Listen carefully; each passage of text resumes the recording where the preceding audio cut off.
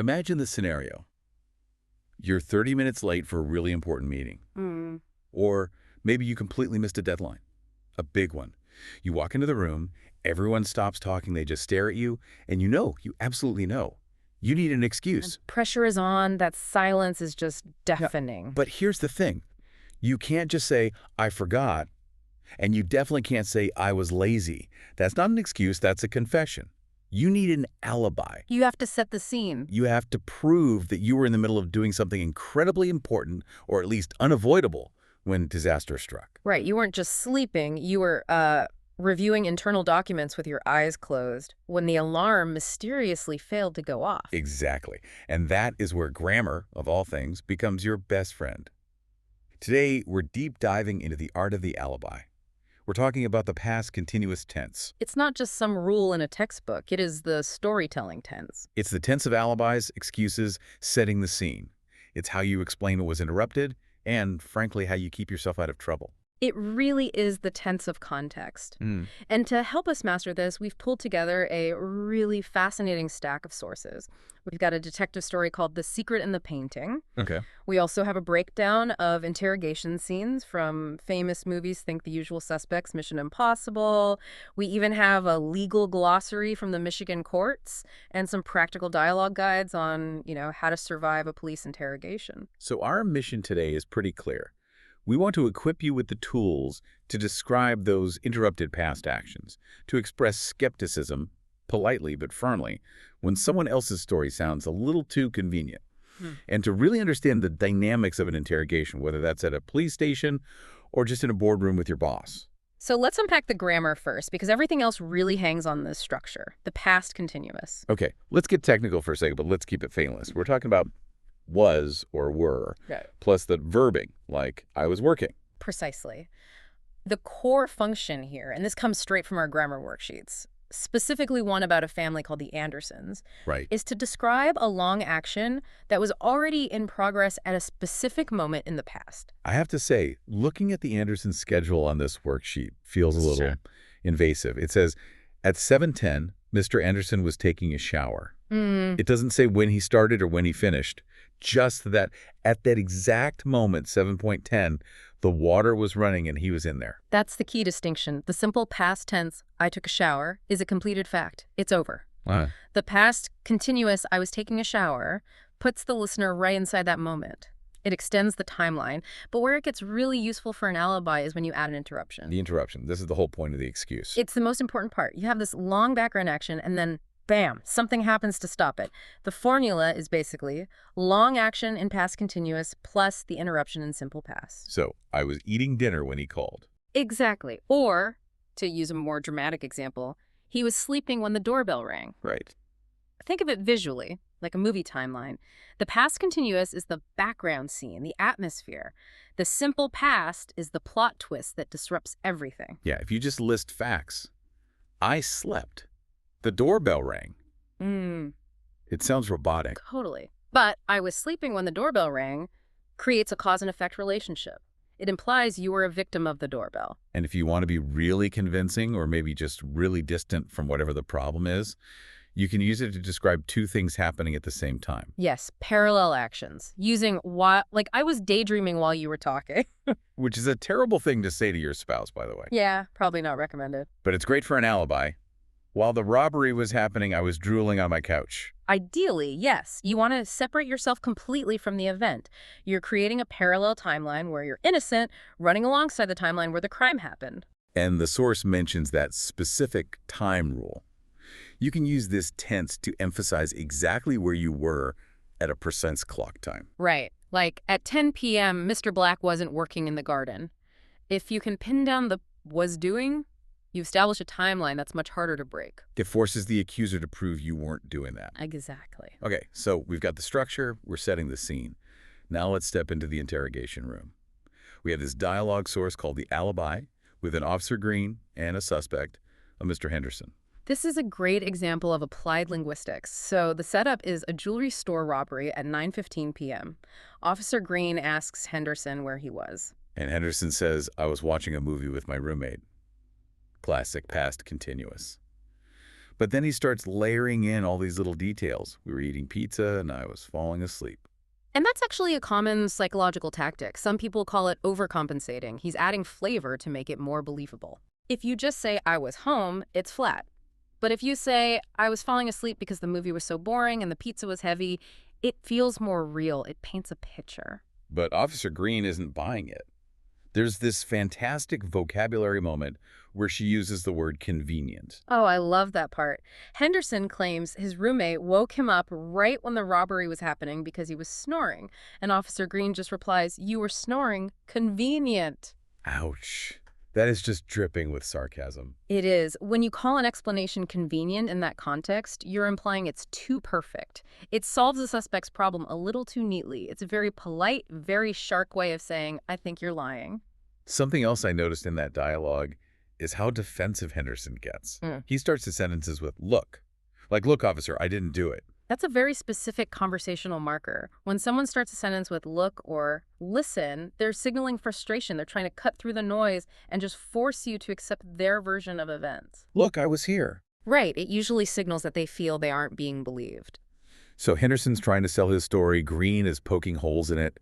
This whole dynamic, this back and forth, is something we see constantly in movies. Absolutely. And we have this great breakdown from Studio Binder on how directors actually film these scenes. It's not just people talking, it's all mind games. It's total psychological warfare. And the source highlights a few specific tactics. I mean, we all know good cop, bad cop. Right? The classic. One person screams, I'm going to rip you apart. And the other one offers you a coffee and says, ignore him, just talk to me. Exactly. It's all about destabilizing the suspect so they cling to the good cop for safety. But what I found really fascinating was the example from The Big Lebowski. Oh, the scene with the homework. That's one of my all-time favorite scenes. It completely subverts the trope. You have the dude and Walter, and they're just two regular guys. They try to play good cop, bad cop on this kid, Larry, about a stolen car, and they fail miserably. Right, because the dude is just kind of confused, asking about his rug, and Walter is screaming about Larry's homework and Vietnam. They're just shouting over each other. Total chaos. And that's why it fails. The analysis points out that for good cop, bad cop to work, there has to be a division of dialogue. It has to be coordinated. When it's just chaos, like in that scene, the suspect, the kid just shuts down. He realizes they don't have any real power. Then you have the darker tactics, external threats, using something the suspect cares about against them. Mission Impossible 3 is the prime example here. The villain isn't threatening Ethan Hunt directly. He's counting down to harm his wife. The rabbit's foot is in Paris. Yeah. It just raises the stakes immediately. It's terrifying because suddenly the alibi doesn't even matter anymore. You can have the perfect past continuous sentence all lined up, but if the threat is external, logic just goes out the window. Yeah, totally. But my favorite tactic mentioned in the source is deception. Lying to the suspect to get to the truth. This is where it gets really cerebral. In Ready Player One, they trick the suspect into thinking he's in the real world, but he's actually in a VR simulation. He thinks he's safe, so he talks. Exactly. But the ultimate twist, the one that really just blows your mind, is the usual suspects. Okay, spoiler alert for anyone who hasn't seen it, though it has been out for a while. Seriously, pause the deep dive. But in that movie, the deception is completely reversed. It's the suspect, Verbal Kint, who is deceiving the police. And he does it using the environment. He's just sitting in that office looking at the bulletin board behind the detective. All the names, locations, the coffee mug logo. And he weaves them all into his alibi. Yeah. He creates a completely false reality using the objects right in front of him. It just shows the terrifying power of a good story. Oh. If you can use the past continuous to paint a vivid enough picture, I was doing this while he's doing that, people will believe you, even if the facts are literally written on the wall behind them. Which brings us to the flip side. If you're the one listening to the story, how do you express doubt? How do you say, I don't believe you, without, starting a fight? Yeah, we have this great guide on how to express doubt. It gives us levels of skepticism. No. Because you can't just shout liar in a board meeting. Right. Sometimes you need to be subtle. You can use casual doubt. Phrases like, I'm not sold on that, or I'm on the fence about. I'm on the fence. I like that one. It sounds like you're considering it, but you're not there yet. It's very diplomatic. It is. If you want to be a bit stronger, you can use the slang, I'm not buying it. That's direct. Sorry, I'm not buying it. It treats the explanation like a product, and the product is defective. I'm not buying it means the story has no value to you. Uh-huh. And then you have the polite softeners, which are just crucial in professional settings. I could be wrong, or correct me if I'm wrong, but... Correct me if I'm wrong, but didn't you say you were sick yesterday? That is a polite way to trap someone. It is the ultimate passive-aggressive trap. You're inviting them to correct you, knowing full well they can't. And don't forget the nonverbal cues. The source mentions the sideways glance. The side eye. The side eye. Or the shrug.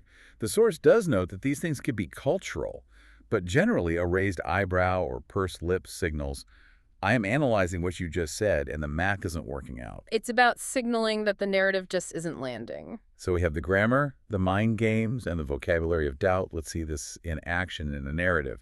We have this detective story, The Secret in the Painting. This is a fun one from 101 Conversations. It starts with Detective Laura Smith. And right away, the story uses the past continuous to establish her state of mind. It says she was working a lot this week, so she was sleeping when the phone rang. There's that interruption again. She was sleeping, long action, phone rang, interruption. It sets the baseline. She's tired, she's off guard, and then she gets the call about the Tate Museum. A painting just appeared on the wall. Wait, it appeared. Usually in detective stories, art gets stolen. The Rembrandt is missing. That's the twist. It wasn't stolen, it was added. And there's a clue on the back. This painting is not here by accident. Ooh, mysterious. Now, for our listeners, reading a story like this, especially if English isn't their first language, or if they're just skimming a complex report, it can be intimidating. But the source mentions a strategy called extensive learning. Yes, and this is crucial for anyone trying to absorb information quickly. The idea is to read for the gist, not every single detail. So don't stop at every word you don't know. Exactly. When you're listening to an alibi or reading a complex document, don't get hung up on one vocabulary word. Focus on the timeline. What was happening? What interrupted it? Who was where? If you can understand the flow of events, the past continuous elements, you understand the story. That's really freeing. You don't need to know every single technical term. If you understand that the boss called and said it was urgent, you get the context. Precisely. Context is king. If you follow the action, the meaning follows. Speaking of context, let's get serious for a moment. If your alibi fails, if the side eye doesn't work, you might end up in a courtroom. We have a glossary here from the Michigan courts, and some of these terms are pretty heavy. These are the words that really define the stakes. If you're giving an alibi, you might be providing it in an affidavit. That's a written statement confirmed by oath. Correct. It's your alibi written down and signed. And if you lie in that affidavit or on the stand, you're committing perjury. Which is just a fancy word for lying under oath. And it's a crime in itself. So you could be innocent of the robbery, but if you lie about your alibi, you could go to jail for perjury. Now, if you're trying to prove someone else did it, you have to be careful about hearsay. I heard it from a guy who knows a guy. Exactly, I heard it from someone else. In court, that's usually not admissible. You need direct evidence. You need the corpus delicti. That sounds like a death metal band. We are corpus delicti. It does, doesn't it? It literally means body of the crime. But it doesn't have to be a dead body. It just means concrete proof that a crime actually occurred. You can't prosecute a theft if nothing is missing. Got it. So if the painting was just moved and not stolen, maybe there's no corpus delicti for theft. Exactly. And finally, what happens when the lawyer tries to destroy your alibi? That's called impeachment of a witness. I always thought impeachment was just for presidents. Well, in the legal world, it just means calling into question the truthfulness of the person speaking. So if you say, I was watching a movie, and they produce a ticket showing you were at a baseball game, you've been impeached. Your credibility is destroyed. And we can't forget the most famous one, Miranda rights. You have the right to remain silent. This connects right back to those interrogation scenes. The police are required to tell you this. And honestly, if you don't have a good past continuous story ready, if you can't fluently say, I was doing X while Y was happening, maybe you should use that right and remain silent. Probably good advice. Silence is an alibi that can't be impeached. One more legal term that really adds weight here is alibi itself. In the glossary, it's defined specifically as a defense claim that the accused was somewhere else. It's an affirmative defense. You are saying, I couldn't have done X because I was doing Y. And doing Y is almost always expressed in the past continuous. It is. I was doing Y. It all comes back to that ing verb. It does. It's the engine of the excuse. Yeah. So let's just recap what we've unpacked today. We started with the grammar, the past continuous, was where plus ing, it sets the scene. I was taking a shower. Then we looked at the interruption, the simple past that crashes the party. When the phone rang, that structure is what creates the narrative of innocence. We went into the interrogation room with Mr. Henderson and Officer Green, seeing how details like eating pizza can add credibility but can also be a little too convenient. We analyzed the Hollywood tactics, good cop, bad cop, deception, and how suspects can flip the script like they do in The Usual Suspects. We learned how to express doubt without being rude, using phrases like, I'm on the fence or I'm not buying it. And we wrapped up with the heavy legal terminology that governs what happens when the alibi falls apart. Perjury, hearsay, impeachment. So what does this all mean for you, the listener? Next time you're in a meeting or watching the news or even just watching a movie tonight, listen for that structure. Was where plus ing. Ask yourself, is this person just sharing a fact? Or are they painting a picture? Are they setting a scene? And if they are, why? Are they trying to hide a gap in the timeline? Be your own Officer Grain. When someone gives you an excuse that fits just a little too perfectly, raise that eyebrow and ask yourself, is that convenient? And here's a final provocative thought to leave you with. We talked about The Usual Suspects, where the character Verbal Kint creates a completely false reality just by confidently narrating a story using details he sees in the room. I was in a barbershop quartet in Skokie, Illinois. Exactly. He uses the past continuous to paint such a vivid picture that the detective believes it over the actual facts. It makes you wonder, if this grammar tense is designed to reconstruct the past, how do we distinguish between a memory that's true and a scene that's just merely well-crafted? That is actually kind of terrifying. It implies that history belongs to the best storyteller. It often does. A good storyteller can hack your perception of reality just by using the right grammar. On that slightly paranoid note, keep your alibis tight, and we'll see you in the next deep dive. Stay curious.